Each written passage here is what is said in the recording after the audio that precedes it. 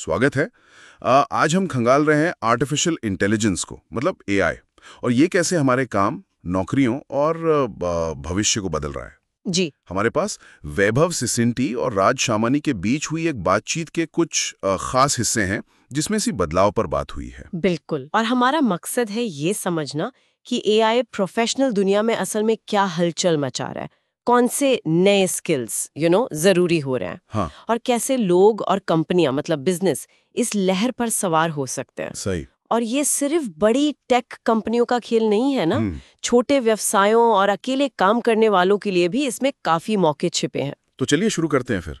सबसे पहले ये देखते हैं कि नौकरियों पर एआई का असर क्या पड़ रहा है। बातचीत से एक बात तो साफ लगती है कि एआई, खासकर कोडिंग जैसे कामों में, वो जो दोहराव वाले काम हैं, हाँ, टेम्पलेट वाले, हाँ, या बने बनाए टेम्पलेट वाले काम, वो छीन रहा है। जैसे एआई एजेंट्स, मतलब वो ऑटोमेटेड प्रोग्राम, हाँ, जो खुद काम कर सकते हैं। वो अब इंसानों से बेहतर और तेज कोड लिख पा रहे हैं, ऐसा कहा गया है। हाँ, और इसका सीधा असर भारत जैसे देशों पर दिख सकता है, जहाँ आईटी आउटसोर्सिंग इतना बड़ा है। बिल्कुल। अगर कोड एआई लिख सकता है तो फिर इंसानों को आउटसोर्स करने की जरूरत शायद कम हो जाएगी। सोर्स में एक आंकड़ा भी था, अच्छा। हाँ, कि इंजीनियरिंग प्लेसमेंट रेट वो 10% से गिरकर 6% हो गया है। ये बाजार की बदली हुई हकीकत दिखाता है। 6%? ये तो काफी गिरावट है। जी।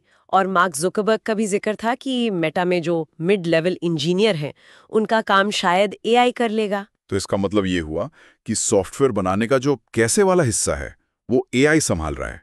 काफी हद तक हाँ। सोर्स का इशारा यही है कि भविष्य में सॉफ्टवेयर इंजीनियर का रोल शायद सॉफ्टवेयर साइंटिस्ट जैसा हो जाए।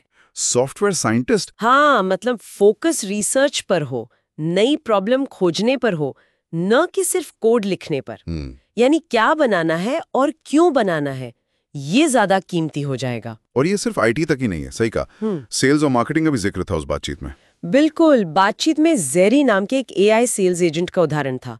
वो कस्टमर से जो शुरुआती बातचीत होती है, हाँ हाँ, वो खुद ही कर लेता है। इससे जाहिर है सेल्स टीम छोटी हो सकती है।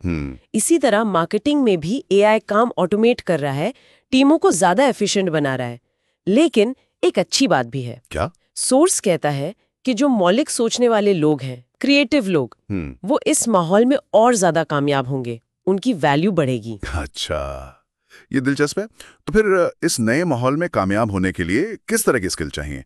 सोर्स में एआई जनरलिस्ट बनने पे काफी जोर था। इसका क्या मतलब है? हाँ, एआई जनरलिस्ट, इसका मतलब है कि किसी एक चीज का बहुत गहरा विशेषज्ञ होने के बजाय आपको एआई को एक टूल की तरह इस्तेमाल करके अलग-अलग तरह की समस्याएं सुलझानी आनी चाहिए। मतलब वो जो पारंपरिक स्पेशलिस्ट बनने का विचार था, वो अब उतना कारगर नहीं रहा। देखिए, सोर्स का मतलब ये नहीं कि विशेषज्ञता बेकार है, नहीं, बिल्कुल नहीं। अच्छा। बल्कि ये है कि आपको अपनी विशेषज्ञता को एआई के साथ मिलाना होगा। एआई जनरलिस्ट वो है जो किसी भी फील्ड की चुनौती को समझे और फिर एआई का सही इस्तेमाल करके उसका हल निकाल सके।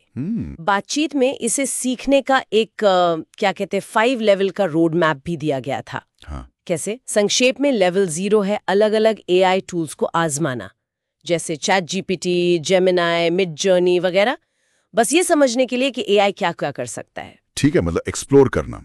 और लेवल 1? लेवल 1 है एआई के काम करने का तरीका समझना और सबसे जरूरी प्रॉम्प्टिंग सीखना। प्रॉम्प्टिंग, हाँ, ये शब्द आजकल बहुत सुन रहे हैं। जी, मतलब एआई से सही तरीके से सवाल पूछना या निर्देश देना ताकि वो वैसा नतीजा दे जैसा आप चाहते हैं। हाँ, और ये प्रॉम्प्टिंग में महारत हासिल करना ही शायद चाबी है, क्योंकि यही वो पुल है जिससे कोई भी अपनी फील्ड की समझ को एआई की ताकत से जोड़कर नए समाधान निकाल सकता है, चाहे वो मार्केटिंग हो, प्रोडक्ट डेवलपमेंट हो या कुछ और। बिल्कुल सही कहा।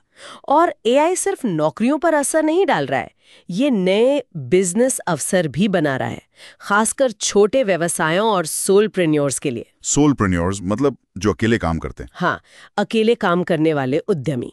एआई टूल्स की मदद से एक छोटी टीम भी या अकेला बंदा भी बड़ा काम कर सकता है। बातचीत में कुछ ठोस बिजनेस आइडियाज भी थे शायद? हाँ, 3 मुख्य आइडियाज थे।